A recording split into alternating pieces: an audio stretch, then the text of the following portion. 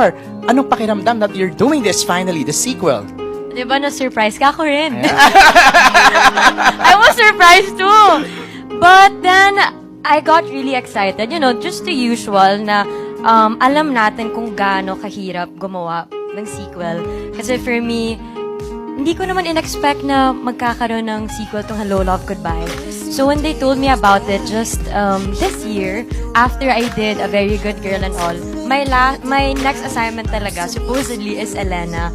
But then may mga kailangan pang paghandaan for Elena. And then, yan, may mga, yan, nangyari. And then, naging totoo. Ito na, nandito tayo lahat for Hello, Love again. So, it feels very familiar, but at the same time, it's different this time because it's been 5 years.